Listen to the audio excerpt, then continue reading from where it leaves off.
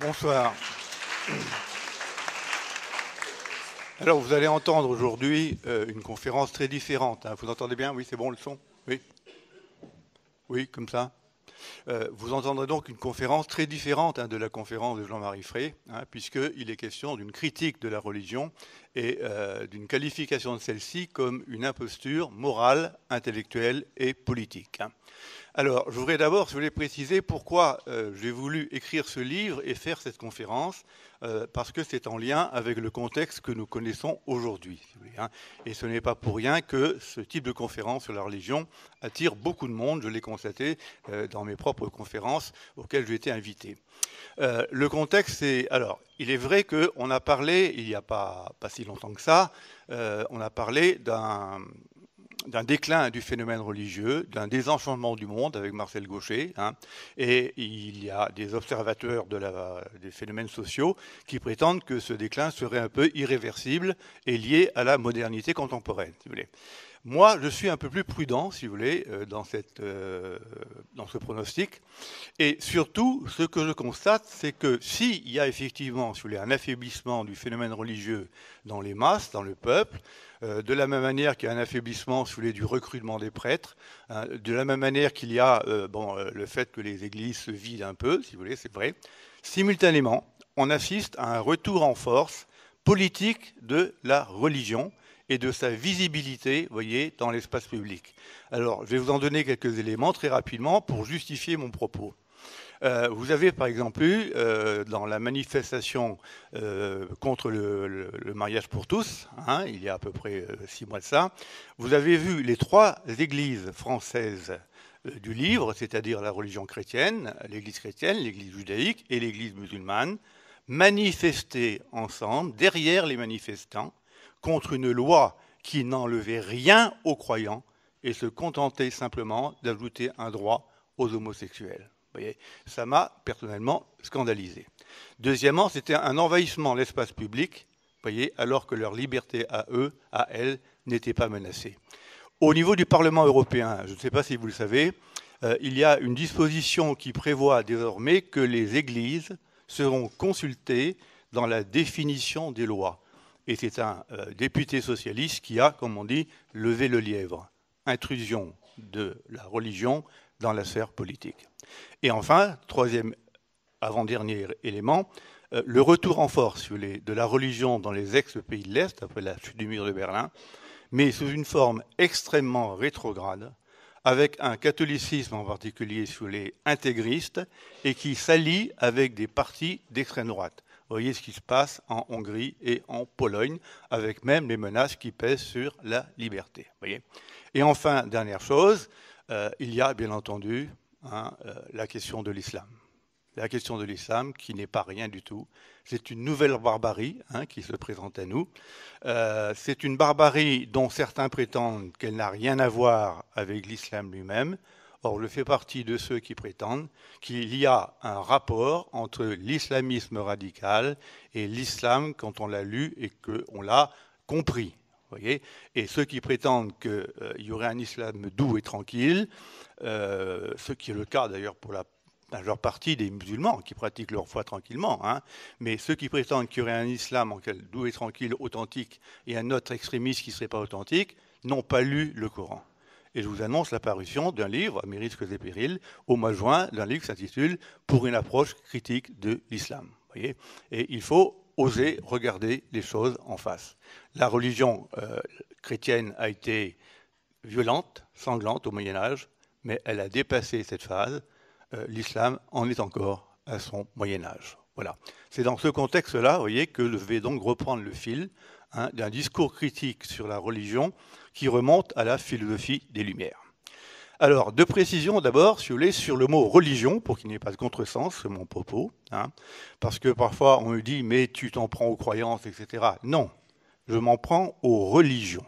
Le mot religion signifie 3 ou 4 choses. D'abord, la croyance en une transcendance, en un être supérieur et extérieur au monde, hein, avec une distance maximale dans les religions du livre, une distance minimale, si vous voulez, dans, disons, le panthéisme, par exemple, ou dans le bouddhisme, hein, mais il y a toujours la croyance en une transcendance, premièrement.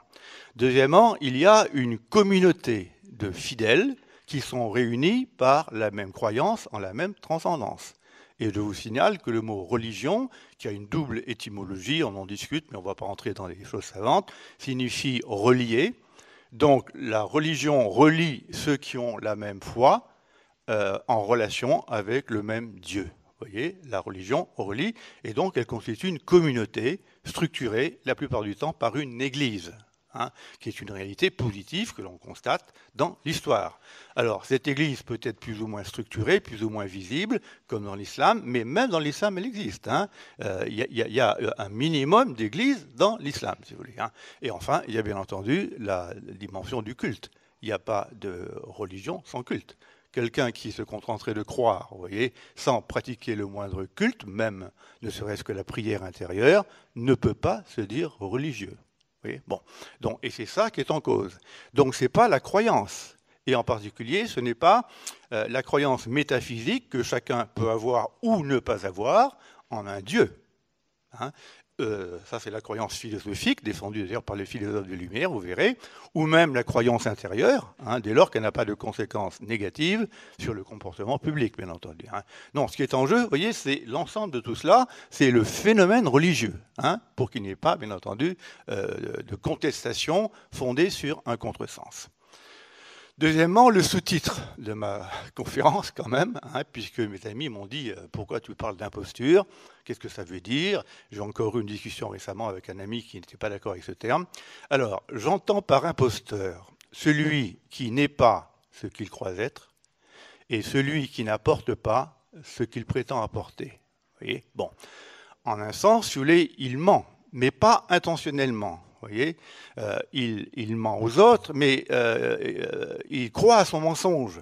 Et il est lui-même le premier victime de son propre mensonge. Vous voyez, et c'est ce que quelqu'un comme Nietzsche, qui a été un grand moraliste, un grand penseur des choses morales, appelait un mensonge au sens extra-moral du terme. Une mystification qui est une auto-mystification. Voyez, et je vous dis tout de suite, avant de développer le détail de mes analyses, que si la religion me paraît être une imposture, c'est à 3 niveaux. Hein. Au niveau intellectuel, c'est une puissance anti-science. D'abord, elle s'est opposée à la vérité scientifique pendant des années, et pendant des siècles. Hein. Je prendrai un simple exemple. Si vous voulez, elle s'est opposée à Galilée, elle a fait brûler Giordano Bruno, hein, en place de Rome, et elle n'a reconnu Darwin qu'à la fin du XXe siècle, alors que la théorie de l'évolution existe depuis le milieu du XIXe siècle. Et par ailleurs, elle prétend apporter la vérité donc sur le monde, en étant contredite souvent par les sciences, quand les sciences portent sur ce monde-là, et dans son propre domaine à elle, qui est hors d'atteinte des sciences, qui est le domaine métaphysique, hein, un univers non physique, eh bien, elle prétend savoir, alors qu'elle est uniquement dans la croyance. Et elle fait passer sa croyance pour un savoir. Elle a oublié la grande leçon de Kant, dont je vous parlais tout à l'heure. Kant a opéré une critique de la croyance métaphysique, enfin de la foi, de la religion, en disant que la métaphysique ne peut pas être l'objet d'un savoir, seules les sciences sont du domaine du savoir. Hein. Donc on est en présence simplement de croyances, voyez, et il faut savoir qu'on croit et non pas croire qu'on sait. Parce que si l'on croit qu'on sait alors que l'on ne sait pas, on est dans le dogmatisme et dans l'intolérance. Voyez ? Bon. Donc la religion n'apporte pas la vérité qu'elle prétend apporter. Parce qu'une vérité, ça se démontre. Deuxièmement, sur le plan moral, la religion prétend apporter, bien entendu, le bien aux hommes, hein, le bonheur aux hommes, etc. Or, vous verrez que dans l'analyse que je vais faire tout à l'heure, la religion, je vais m'appuyer ici sur une formule qui résume un peu la pensée de Nietzsche, est une extraordinaire, a été et continue d'être une extraordinaire puissance anti-vie. elle est hostile à la vie concrète des êtres humains. Elle a pris des positions dans le domaine de la sexualité, par exemple, dans le domaine du corps, dans le domaine des plaisirs sensibles, qui sont proprement inadmissibles pour un homme progressiste de notre époque. Vous voyez ? Et je voudrais vous le rappeler que les trois grandes religions du livre, donc la judaïque, la chrétienne et la musulmane, condamnent l'homosexualité, mais dans des termes qui sont parfois d'une violence ignoble. C'est un manque de respect pour ce qu'on appelle désormais la différence sexuelle ou l'orientation sexuelle, tout simplement. Et les termes les plus violents, je vous le dis tout de suite parce que j'ai étudié ça, se trouvent dans les propos de gens qui adhèrent au courant. C'est incroyable, c'est un manque de respect total. Et troisièmement, au niveau politique, la religion religare, reliée, donc la paix. La religion est censée apporter la paix. Et en particulier, Jésus-Christ, pour l'essentiel, Nouveau Testament, véhicule un message d'amour et de paix et de respect du prochain. Or, il se trouve que les religions pacifient, si vous voulez, en interne. Elles relient les hommes en interne, mais elles s'opposent les unes aux autres en externe. Et elles se sont fait constamment la guerre. Chacune de ces religions, en tout cas deux d'entre elles, la musulmane et la chrétienne, sont, et je cite là un ami à moi qui s'appelle Christian Godin, qui a écrit un livre remarquable sur la religion, elles sont impérialistes. Elles veulent s'imposer à tout le monde. Vous voyez ? Bon. Et comme elles sont différentes, mais qu'elles veulent s'imposer toutes de la même manière à tout le monde, eh bien, elles se font la guerre pour la prééminence et le monopole. La seule religion, figurez-vous, qui soit un peu différente à ce niveau-là, c'est la religion juive, pour une raison très simple. C'est que la religion juive, c'est une religion du peuple élu. Ce qui ne veut pas dire qu'elle ne mérite pas des critiques par ailleurs, autre chose. Mais comme c'est une religion du peuple élu, elle se replie sur elle et elle n'a pas envie de faire partager cette élection, ce choix dont elle est l'objet, aux autres. Donc elle n'est pas impérialiste. Vous voyez, elle distingue les goïs et les non-goïs. Et elle s'occupe d'elle-même et de ses propres adhérents. Vous voyez, voilà. Alors, vous voyez en quel sens je vais parler d'imposture. Alors, la critique de la religion, dont je me réclame, elle peut prendre, figurez-vous, deux formes. Alors, mon livre est assez épais quand même, donc je vais être obligé de résumer un certain nombre de mes analyses et d'aller à l'essentiel. Et je distinguerai d'abord deux formes de critique de la religion. Une critique philosophique qui est propre à la philosophie des Lumières et qui est une critique normative. Vous verrez en quel sens. Et il y a une deuxième forme de critique tout à fait différente qui apparaît au siècle suivant avec des auteurs comme Feuerbach, Marx, Nietzsche et Freud, qui est une critique d'un tout autre type et dont il va falloir que vous compreniez la subtilité, si vous voulez. Alors, je reviens d'abord à la philosophie des Lumières. Je ne parlerai pas de tous les auteurs de cette époque, XVIIIe siècle. J'aurais quand même envie de citer un petit peu avant quelqu'un comme Spinoza, qui est un grand penseur rationaliste, qui n'était pas créationniste, vous voyez. Pour lui, Dieu et le monde ne faisaient qu'un. Donc, c'était, on ira vite, sans entrer dans les détails, une forme de panthéisme qui identifiait le monde à la nature. Vous voyez, Dieu à la nature. Deus, Dieu, sive natura. Dieu, c'est-à-dire la nature. Chose scandaleuse pour l'époque. Alors, il est passé pour un athée. Mais ce n'était pas vraiment un athée au sens strict du terme, si vous voulez. Et simplement, pour retenir la critique qu'il fait des religions, c'est qu'il va vous dire qu'on n'a rien à attendre théoriquement des religions. Et la seule chose qu'on ait à attendre d'elles, parce que c'est la raison humaine qui se penche sur la nature et ses lois, la seule chose qu'on ait à attendre d'elles et que les religions doivent nous apporter, c'est un message d'amour, c'est la charité. Mais ce message d'amour ou cette charité, l'homme peut très bien la trouver en lui-même, dans ses facultés naturelles. C'est déjà pas mal et c'est très beau. Alors, les deux autres auteurs dont je vais vous parler assez rapidement, c'est Hume, voyez-vous, et Kant. Je pourrais aussi vous parler de Rousseau. Alors, ce qui caractérise ces deux auteurs, vous voyez, c'est que, paradoxalement, ce sont des croyants. Hume a une position parfois un peu ambiguë, un peu complexe. C'est un philosophe de l'expérience, vous voyez, qui prétend que toutes nos idées reposent sur l'expérience. Si toutes nos idées reposent sur l'expérience, je ne vois pas comment on pourrait trouver une légitimité à l'idée de Dieu. Vous n'avez jamais rencontré Dieu dans l'expérience. Bon. Alors, Hume était, ceci dit, quand même, il hésite, mais on peut dire que c'est un penseur de ce qu'on pourrait appeler une religion naturelle, une religion rationnelle, vous voyez, une religion idéale qui n'est pas de l'ordre du savoir, qui est de l'ordre de la croyance, mais à laquelle il adhère quand même. Avec un petit peu, si vous voulez, cette idée que vous trouvez chez Voltaire, que le monde est une grande horloge qui a besoin d'un horloger. Oui, en gros, c'est ça, si vous voulez, pour aller vite.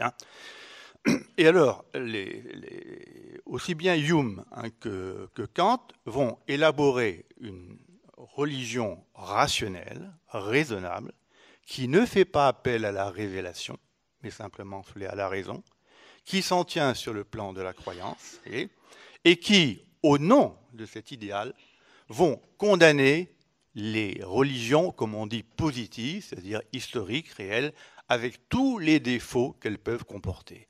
Et dans un langage, vous voyez tout de suite, qui est d'une violence inouïe, et si je voulais citer les mots qu'ils emploient, en me les attribuant à moi, par exemple, dans un premier temps, sur un plan pédagogique, pour faire une expérience pédagogique, vous diriez, mais Yvon Quignou, ça ne va pas là, c'est un sectaire, c'est un intolérant. Ben non, vous verriez que ces termes ne sont pas d'Yvon Quignou, ils sont de ces philosophes-là. Et alors, en particulier, quelqu'un comme Hume a eu cette formule, je vous la donne, comme ça. Je répète, si c'était moi, vous direz, mais ça va pas. Non, c'est pas moi, c'est Hume. Philosophe pacifique, philosophe tranquille, philosophe libéral, et qui disait que la religion, ce sont les rêveries d'une humanité malade. Les rêveries d'une humanité malade. Bon. Et c'est un constat qu'il fait, mais c'est aussi un constat critique, puisqu'il y a le mot maladie. Bon. Alors, quelqu'un comme Hume, ce que je vais retenir de lui, je laisse de côté sa philosophie d'ensemble, je retiens simplement un livre qu'il a écrit, qui s'intitule « Histoire naturelle de la religion », et qui a été préfacé remarquablement par un philosophe de la faculté de Nantes, je ne sais pas s'il est là, c'est Michel Malherbe, et que je cite d'ailleurs dans mon livre. Alors, pensez tout simplement à ça, une histoire naturelle de la religion. La religion se présente comme un phénomène surnaturel. J'y reviendrai pour le siècle suivant. Or, lui, il en fait une histoire naturelle. C'est-à-dire que c'est dans la nature humaine que nous allons trouver la source du phénomène religieux. Et il ajoute, vous voyez, dans la préface de son livre, où il distingue que ce qui l'intéresse, c'est l'origine des religions, pas leur fondement, pas la question de savoir, vous voyez, si elles sont justifiées ou pas. Il dit, ça c'est autre chose. Moi, ce qui m'intéresse, c'est l'origine des religions. Et je commence par constater cette chose, parce que souvent on l'oublie, que la religion n'est pas universelle comme on le croit. Il y a eu des gens, des individus, et des groupes humains, voire des sociétés, qui n'avaient pas de religion, même si elles sont minoritaires. Et il en déduit la conséquence suivante, c'est que si la religion n'est pas universelle comme on le prétend, elle ne peut pas être rapportée à un instinct naturel.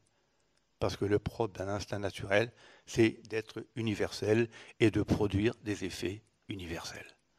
Alors, comment est-ce qu'il veut expliquer les religions aussi bien polythéistes d'abord qu'ensuite monothéistes? Il le fait, vous allez voir, de manière très simple, mais très juste, parce qu'on peut le reprendre sous des formes plus sophistiquées. Il part de l'espoir, de la crainte et des difficultés de l'existence. Et il dit que ce qui nourrit les croyances religieuses, c'est cela. Vous voyez, quand on espère en un bonheur que l'on n'a pas, on va croire que quelqu'un va vous l'apporter, et ce quelqu'un, c'est Dieu. Quand on craint un malheur qui risque de nous tomber sur la tête, eh bien, on implore un Dieu pour qu'il nous évite la chose en question. Voyez ? Et bonheur et malheur renvoient aux circonstances de l'existence.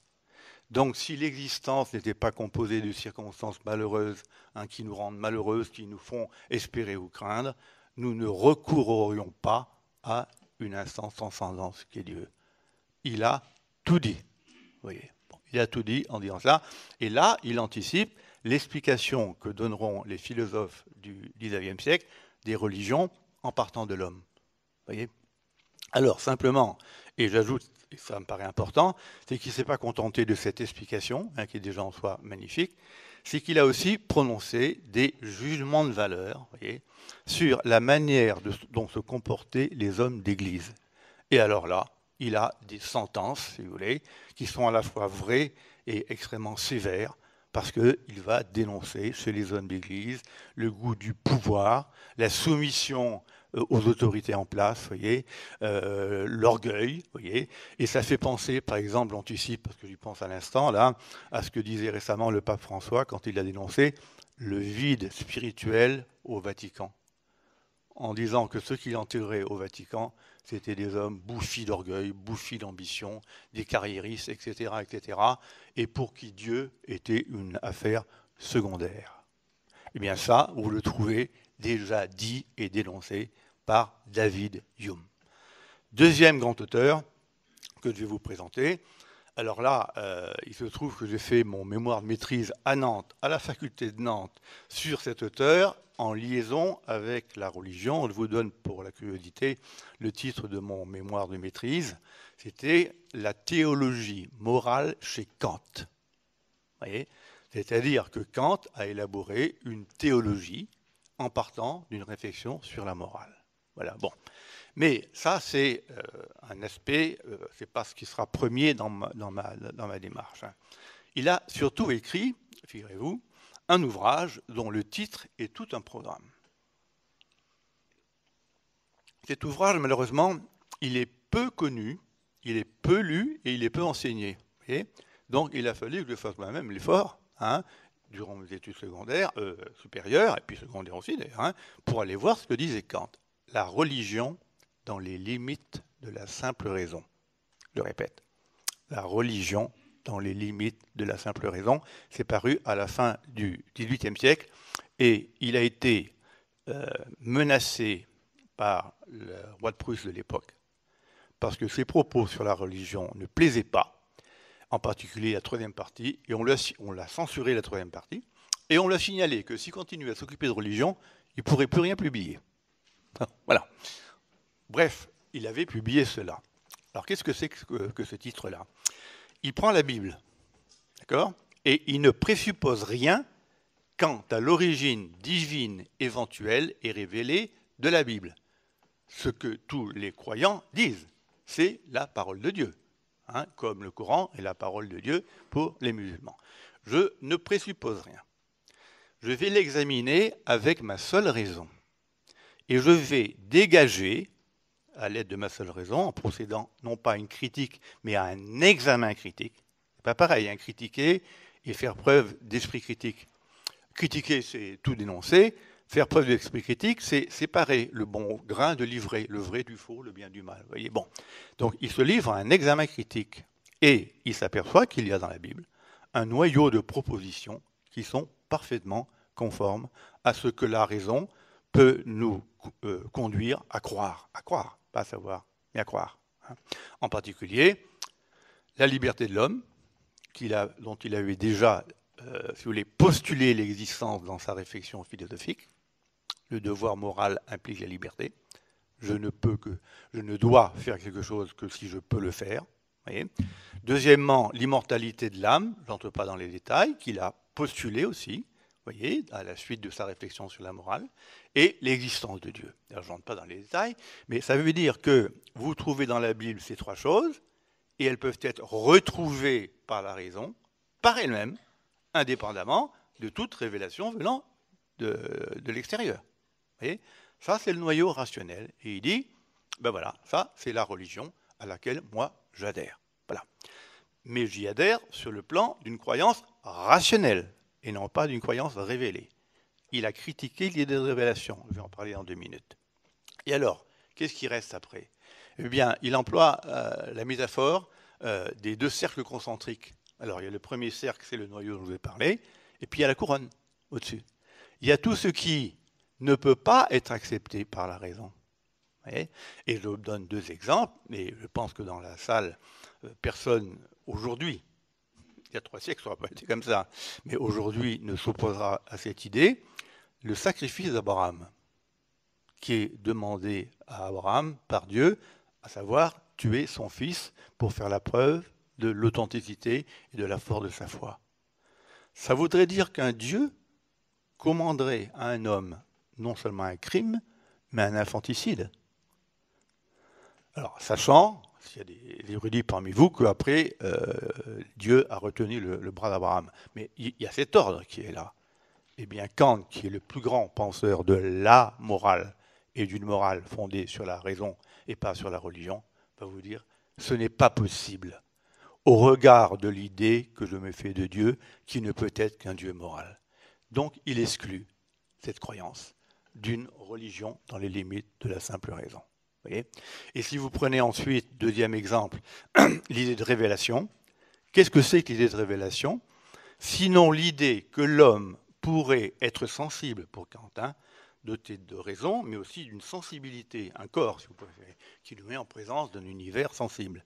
L'homme, avec ses facultés humaines, sensibilité et intelligence, ne peut pas entrer en contact avec un univers qu'il désigne comme suprasensible, purement intelligible. Vous voyez ? C'est pas possible. C'est au-dessus de ses facultés.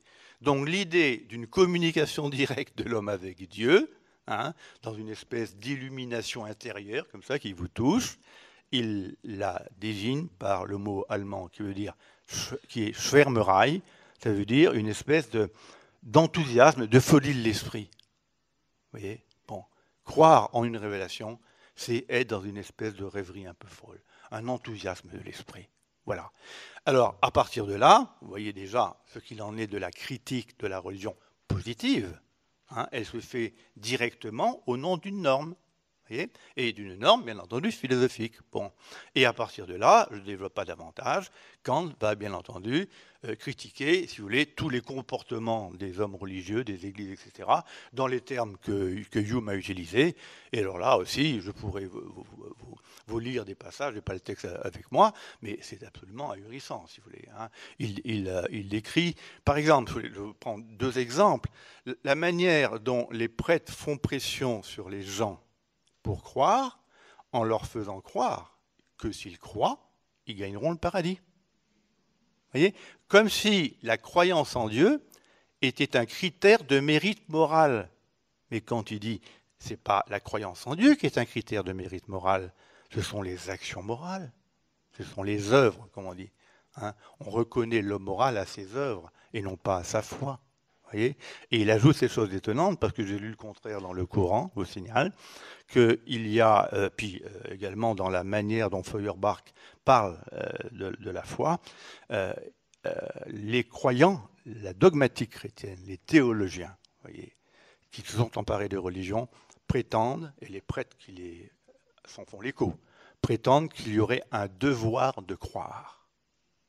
Pour Kant, il n'y a pas de devoir de croire. Il y a des devoirs tout court, et après, il y a la croyance qui se greffe sur eux. Vous voyez ? C'est magnifique pour moi. C'est magnifique.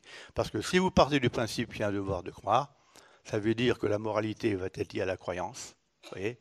Et qu'à ce moment-là, ceux qui ne croient pas sont des êtres immoraux qui sont condamnés et ensuite damnés. Ils iront en enfer.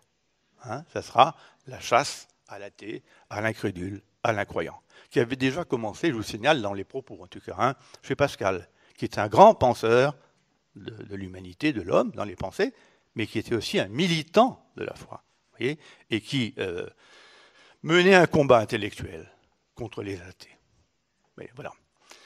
Troisième ou quatrième exemple très rapide que je vous donne, et après je vais passer au siècle suivant, c'est très rapide, c'est Jean-Jacques Rousseau, voyez, qui a écrit La profession de foi du vicaire savoyard, qui est un des grands philosophes de la politique du XVIIIe siècle, qui est à l'origine de la Révolution française intellectuellement.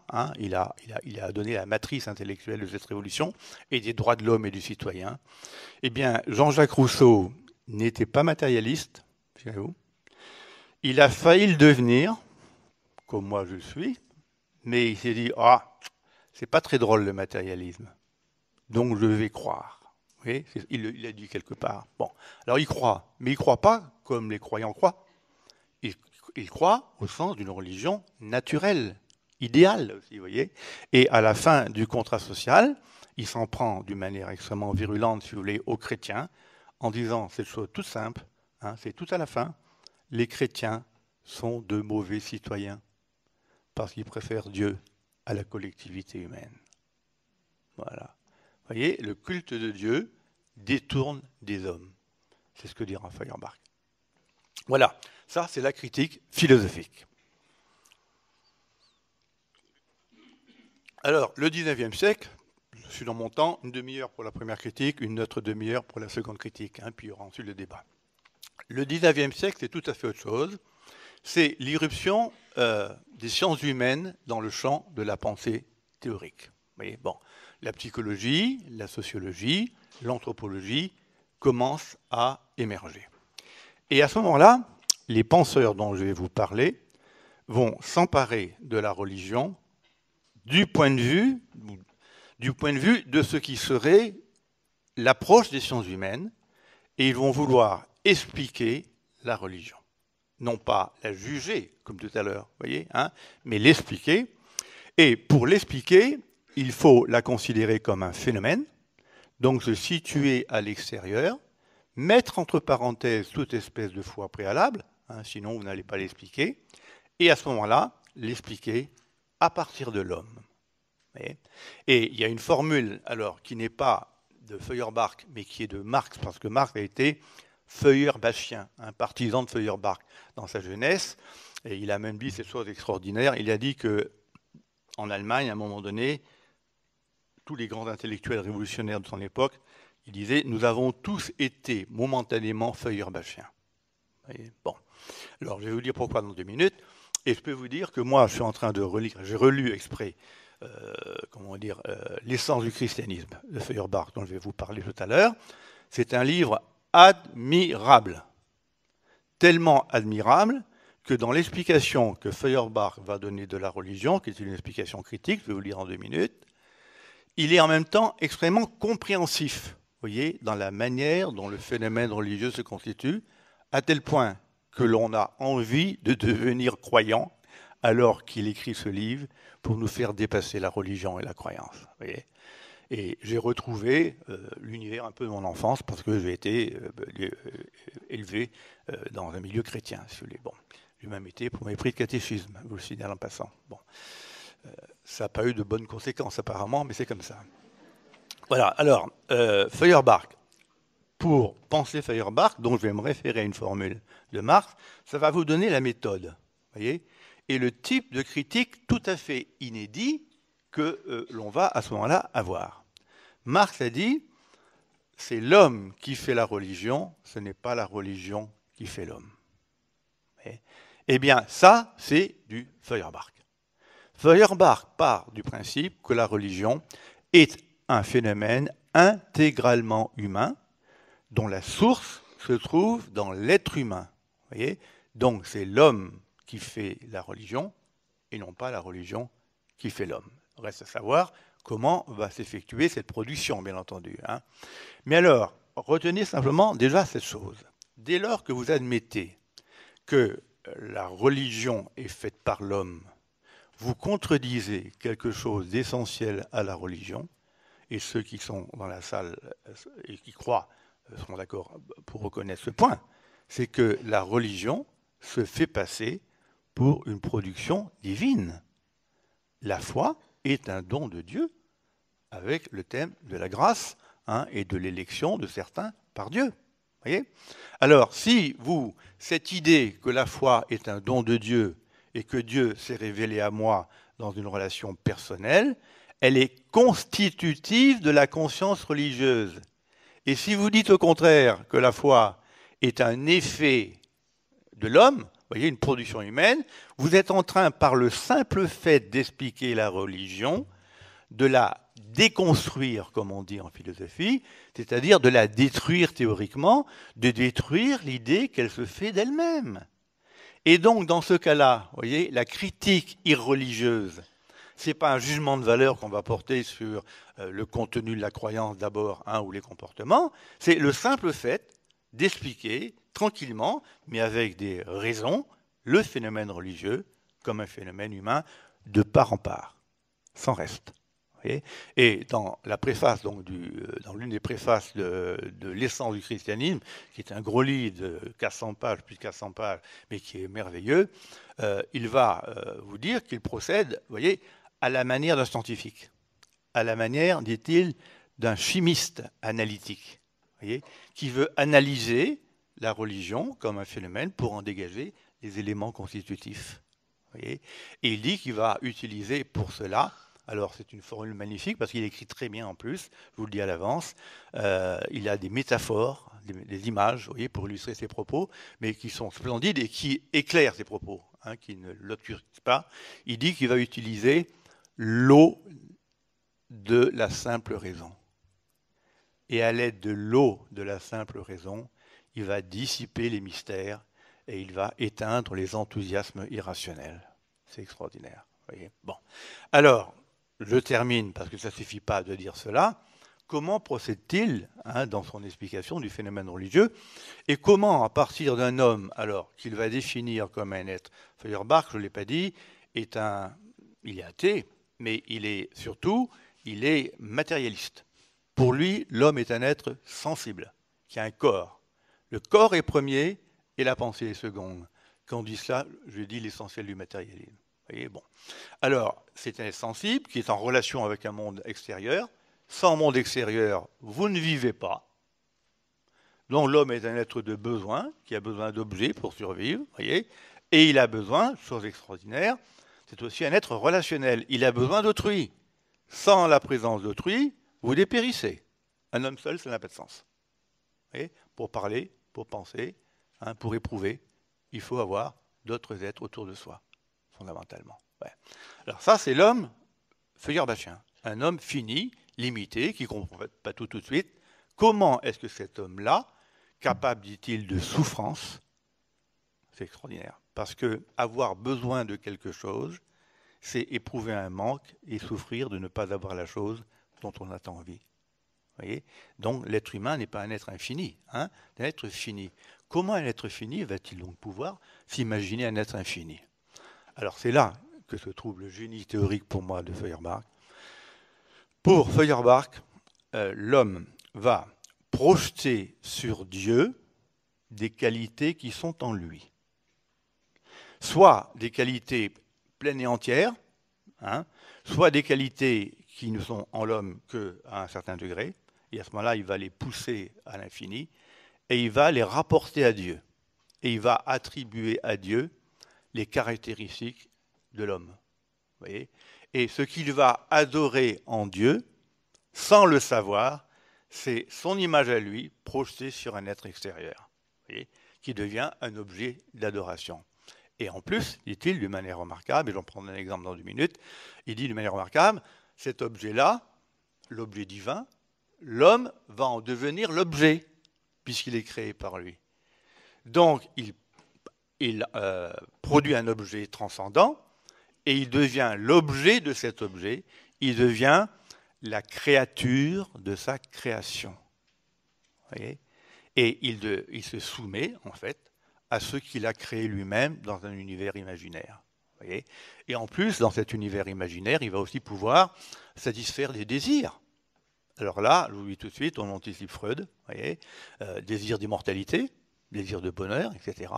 Et il a cette formule extraordinaire que moi, je citais de Feuerbach, que je citais à mes élèves quand je parlais de la religion. Et cette formule, c'est la religion est le rêve de l'esprit humain. Sauf que c'est un rêve éveillé, mais c'est un rêve qui, à sa manière, nous gratifie. Et alors, comme l'homme se démet en quelque sorte, vous voyez, ses qualités, en les portant au maximum sur un être autre, on va appeler ça une aliénation. Aliénation, ça renvoie à l'idée d'un être qui est autre que vous, voyez. Et vous vous dessaisissez de ce que vous êtes pour le projeter sur un autre être que vous, dont vous allez vous faire la dépendance. L'homme s'aliène, voyez, il devient autre, voyez, autre que ce qu'il est. Et si on est capable de décoder, voyez, d'interpréter, mais ça veut dire expliquer, d'interpréter le phénomène religieux, on s'apercevra qu'il n'y a rien, dit Feuerbach, de spécifiquement religieux dans la religion. Tout est humain. Vous voyez ? Et ce que l'homme dit de Dieu, c'est ce qu'il pense de lui-même, soit au positif, soit en le sublimant, tout simplement. Voilà. Alors, la thèse de Feuerbach, c'est que, bien entendu, ça va avoir aussi des effets négatifs. Hein. Et je prends par exemple, un seul exemple que je vous donne, c'est à propos de l'amour, dont je vous ai déjà parlé tout à l'heure, mais il définit l'homme par 3 caractéristiques, la raison, la volonté et l'amour, le cœur. Mais bon. Et dans le domaine de l'amour, il a cette formule extraordinaire. Il dit que la religion nous préconise d'aimer l'homme, mais par rapport à Dieu, ou en Dieu, et pas l'homme tout seul, voire de préférer Dieu à l'homme. Voyez ? Et il a cette formule extraordinaire, je résume à peu près, mais on retrouve la formule, la religion est misanthrope. Elle sacrifie l'homme à Dieu. Voyez ? Et le point de chute de tout cela, ça va être l'obligation faite à l'homme, et lancée par Feuerbach, de prendre conscience de tout cela, de revenir à lui-même, de revenir à l'adoration de ses propres qualités à lui, d'aimer les autres êtres humains, et de pratiquer ce qu'il appelle une religion de l'amour interhumain. Voyez ? Avec les conséquences politiques que ça peut avoir, mais sur lesquelles je ne vais pas bien entendu insister. Mais c'est magnifique. Et voilà. Alors ça, c'est Feuerbach. Marx, ensuite, que vous connaissez bien entendu de réputation, parce que Feuerbach est moins connu. Marx a été dans sa jeunesse, donc je vous l'ai dit, un Feuerbachien, comme il le dit, et l'un de ses premiers textes, magnifique aussi, très métaphorique, à la fois conceptuel et métaphorique, dans lequel se trouve la fameuse métaphore de l'opium du peuple. La religion comme opium du peuple. Je ne sais pas si Jean-Marie Frise en a parlé le jour, mais c'est une formule de Marx. Hein, bon. Et alors, la thèse complète de Marx, il est feuerbachien, c'est de dire qu'effectivement, c'est l'homme qui fait la religion, hein, ce n'est pas la religion qui fait l'homme. Alors, comment la fait-il ? Alors lui, la source de la religion, ça sera la détresse humaine. Vous voyez ? Et il a cette formule que vous ne connaissez peut-être pas dans le détail et dans ses 2 faces. La religion est l'expression de la détresse humaine et la protestation contre cette détresse. Alors, quelle détresse, vous me direz ? Bon, c'est là que le contresens ne doit pas être fait, et c'est peut-être un reproche qu'on peut faire à Marx. Hein. Cette détresse, ce n'est pas la détresse métaphysique, face à la condition humaine et à la mort. Vous voyez ? Bon, Marx n'était pas là-dedans. Il était athée, et comme je le dis dans mon livre, il avait l'athéisme tranquille. Voilà. Bon, donc il ne se posait pas de problème métaphysique, si vous préférez. Donc la détresse en question, c'est la détresse historique. C'est la misère sociale. Hein, c'est le malheur social. Ça sera ensuite, dans des termes plus scientifiques, l'exploitation dont l'homme est victime, la domination et l'oppression. Voyez ? Et alors, ce que dit Marx d'une manière remarquable, c'est que l'homme va trouver, un peu comme chez Feuerbach, mais ce n'est pas une projection directe, voyez, mais l'homme va trouver une compensation à son malheur ici-bas dans la représentation imaginaire d'un bonheur au-delà. Alors, raisonnons bien. Quand vous vous offrez un bonheur dans l'imaginaire, une compensation, hein, c'est une forme de bonheur. Vous êtes d'un côté malheureux, concrètement, mais dans votre conscience, vous vous apportez une consolation, hein, qui, en un sens, vous fait oublier votre malheur. Mais, attention, ce bonheur dans l'imaginaire, c'est un bonheur imaginaire. Ce n'est pas un bonheur réel. Le malheur réel, il est toujours là. Et en plus, comme le dit Marx justement, le fait d'avoir trouvé une compensation imaginaire, certes, mais dans l'imaginaire, vous détourne de lutter contre la détresse réelle ici-bas, et donc vous enfonce, voyez, dans votre détresse. Et c'est en ce sens-là que la religion constitue un opium. L'opium vous soulage provisoirement, hein, de vos douleurs, mais l'opium ne vous guérit pas. Et quand vous avez cessé de prendre de l'opium, vous vous retrouvez avec vos souffrances. Voyez ? Alors, ce que Marx entend faire, c'est débarrasser l'homme, voyez, alors, des illusions religieuses qui l'empêche de prendre en charge sa propre condition sociale. Vous voyez? Bon. Et il a eu cette formule extraordinaire que j'aime citer parce qu'elle est magnifique. Il dit la condition de toute critique est la critique de la religion.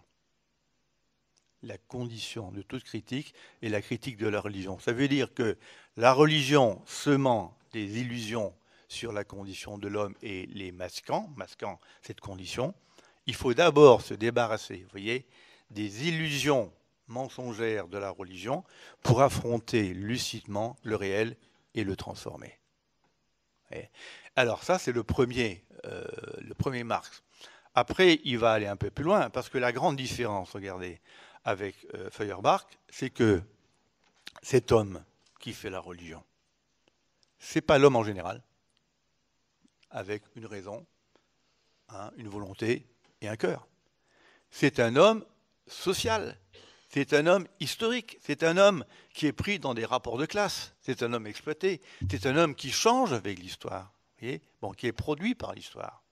Alors, on va faire une double équation. Voyez, si la religion est l'effet de l'homme, et si l'homme est l'effet de l'histoire, la religion est l'effet de l'histoire. Et ça explique la variété des religions, du polythéisme, ensuite au monothéisme, et les transformations internes qu'elles peuvent subir, bien entendu.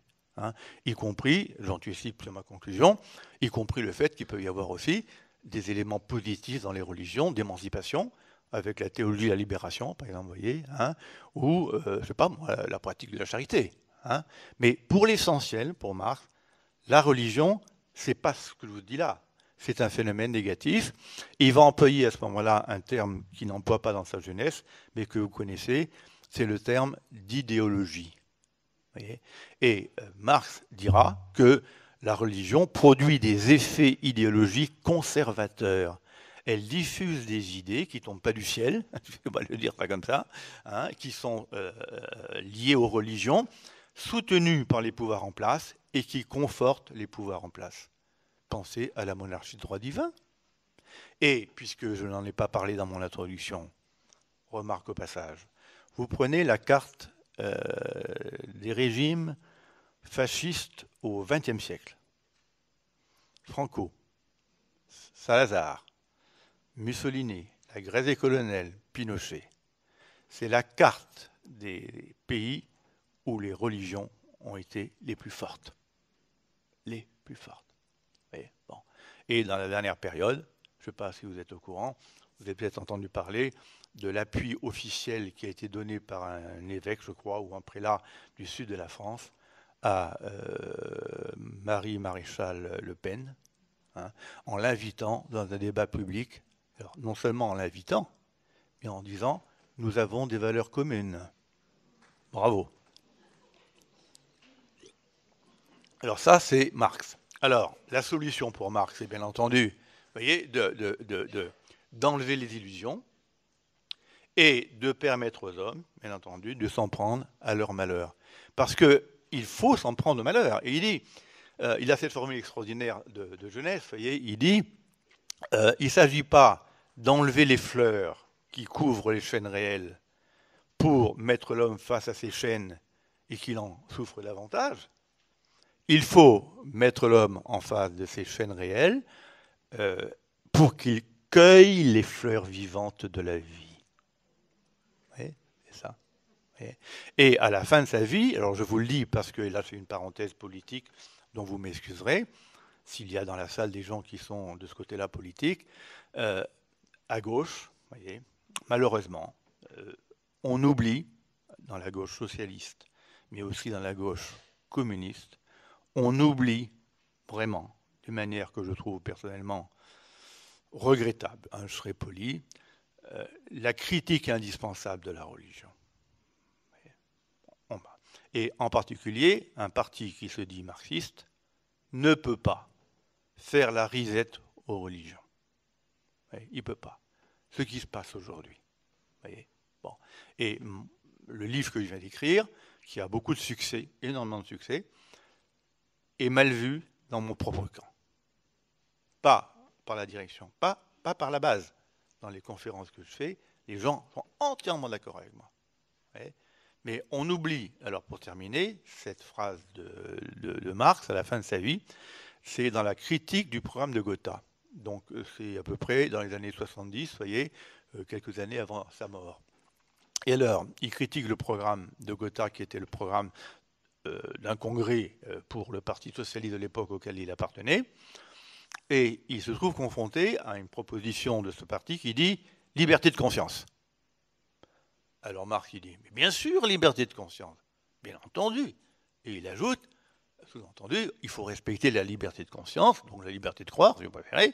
Chacun doit pouvoir satisfaire ses besoins corporels comme spirituels, comme il l'entend, sans que la police y fourre son nez. Magnifique. Hein, il fait profession de liberté. C'est le contraire de ce qui s'est passé sous Staline, je vous signale. Hein, bon. Mais il dit, mais ceci dit, nous, les communistes, il était communiste, Marx, notre travail n'est pas simplement de libérer les religions de l'oppression qu'elles subissent. Et en particulier, il a défendu les juifs qui étaient victimes d'une oppression à son époque dans son livre La question juive.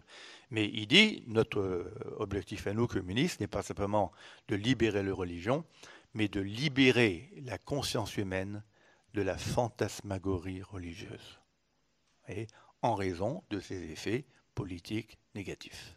Voilà. Alors, il me reste 6 ou 7 minutes.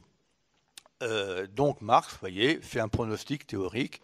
Il envisage une société où l'homme entretiendrait avec le monde naturel, avec les autres, avec soi-même, un rapport dénué de religiosité, et l'homme ne s'en porterait pas plus mal, selon lui, au contraire. Reste 2 auteurs. Alors, je vais être plus rapide sur le suivant, bien que j'ai consacré ma thèse à lui, c'est Nietzsche. Alors, Nietzsche est un très grand penseur aussi du XIXe siècle, il faut le savoir, hein, qui n'a pas fait carrière, mais souvent les grands penseurs ne font pas carrière. Mais bon. Ça a été le cas de Feuerbach, interdit d'université à cause de ses écrits sur le christianisme. Ça a été le cas de Marx, impossible d'entrer à l'université à cause de sa vision critique de la société. Nietzsche réduit à pas grand-chose parce qu'il avait fait une thèse de linguistique qui ne plaisait pas, trop innovante, si vous voulez, et trop personnelle. Bref, je dirais simplement de Nietzsche que c'est un penseur athée, rigoureusement athée. C'est lui qui a annoncé la mort de Dieu. Vous voyez, il n'y a pas de transcendance. Et il refuse de dédoubler le monde en un monde sensible et un monde idéal. Parce que, dit-il, au nom de ce monde idéal, on a brisé la vie humaine dans l'univers terrestre. Vous voyez ? Et en particulier, quand tout à l'heure je vous parlais à propos de l'imposture, quand je vous parlais de la puissance anti-vie que constitue la religion, vous trouverez chez Nietzsche une dénonciation extraordinaire du rapport malsain que les religions entretiennent avec la vie. Pensez à la problématique des péchés, de gourmandise, le péché de la chair, etc., etc. Mais c'est formidable, la gourmandise. C'est parfois un peu dangereux pour la santé, mais à part ça, bon, la chair, mais il n'y a pas de péché de la chair. Enfin, qu'est-ce que ça veut dire que ça ? Faire l'amour, c'est bien, enfin quand même, bon, etc., etc., vous voyez. Et le christianisme a alimenté une morale négative à l'égard de la vie, vous voyez, dans tous les domaines, et il veut débarrasser l'homme de cette morale négative religieuse au nom d'une expansion vitale. Alors simplement, et je dis simplement ça, ceci dit, c'est donc l'épanouissement de la vie qu'il revendique, de la vie humaine. La seule limite de Nietzsche, il faut quand même le savoir, mais je ne vais pas m'étendre là-dessus, c'est que pour lui, il y avait des gens qui étaient dotés d'une vie forte, qui pouvaient se passer de religion facilement, et il y avait des gens dotés d'une vie faible qui avaient besoin de croire. Et ça donnait l'opposition des forts et des faibles. Et du coup, vous voyez, une vision élitiste de la société qui est politiquement tout à fait réactionnaire. Mais on va laisser ça de côté. Parce que par ailleurs, il y a une genèse, vous voyez, des croyances religieuses et de leur effet sur la vie qui est parfaitement acceptable, si vous voulez. Hein. Alors, le dernier auteur quand même que je vais vous donner, parce que figurez-vous qu'il a inspiré cet auteur, c'est Freud. Je vais vous en parler en 3 minutes. Hein. J'ai 3 minutes, mais je peux le faire en 3 minutes, bien que ce soit un grand bonhomme.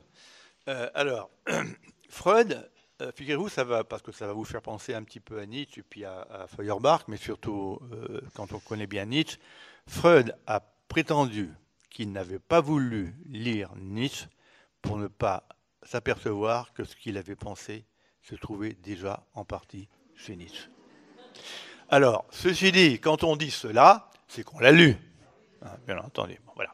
Alors, je vais résumer très rapidement. Freud, c'est la découverte de l'inconscient, c'est la découverte de la sexualité infantile et du rôle de l'enfance dans le façonnement de notre personnalité. Vous voyez tout de suite que je suis autant freudien que marxien. Autant. Vous voyez ? Simplement, il faut les articuler. Bon. Et alors, la thèse de Freud, elle est double. Il a écrit un livre qui s'appelle L'avenir d'une illusion. Il a aussi écrit d'autres livres, hein, Moïse et le monothéisme, etc. Et il y a aussi des passages sur la religion dans Malaise dans la civilisation ou Malaise dans la culture. Vous voyez, bon. Et alors, la grande thèse de Freud, c'est celle de Feuerbach de tout à l'heure. C'est-à-dire que la religion est une illusion. Qu'est-ce que ça veut dire ? Ça veut dire qu'une illusion, alors c'est plus précis que chez Feuerbach, vous allez voir, c'est la représentation imaginaire du réel dans laquelle nous satisfaisons des désirs inconscients. Vous voyez ?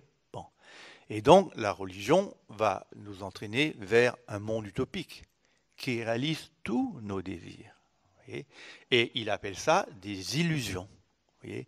Les illusions sont toujours douces, elles sont bonnes à prendre, hein, elles sont consolantes. Voyez ? Et donc, si vous prenez tous les thèmes religieux, ce sont des thèmes qui traduisent des désirs. Vous avez envie de vivre éternellement, ben vous vous croyez immortel. Hein, vous avez envie d'être heureux, ben vous croyez au paradis. Vous avez envie qu'il y ait une justice plus grande sur terre, ben vous croyez en un Dieu justicier, etc., etc., etc. Vous voyez ? Donc la religion est un phénomène humain. Alors la seule différence qu'il y a entre lui et Feuerbach, c'est qu'il parle d'illusion, très strictement, et qu'il donne un sens un peu différent au mot illusion que celui que lui donne Feuerbach. Parce qu'il a cette formule. Une illusion, ce n'est pas une erreur et ce n'est pas non plus nécessairement une erreur. Alors, ce n'est pas une erreur parce que ce n'est pas simplement un phénomène intellectuel, vous voyez, que l'on va pouvoir dissiper par la vérité. La religion, l'illusion ici, c'est un processus psychologique, ce n'est pas un processus mental. Vous voyez, un défaut de méthode, par exemple, ou un défaut d'inattention ou de raisonnement. C'est un processus psychique au service du désir. Vous voyez, bon. Et deuxièmement, il ajoute, ce n'est pas non plus nécessairement une erreur, c'est-à-dire qu'il n'était pas athée, il était agnostique.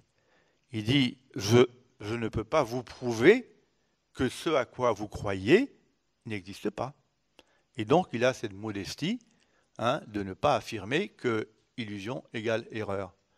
Mais il ajoute, mais ceci dit, toute cette analyse m'entraîne malgré tout à porter un regard assez sceptique sur le phénomène religieux.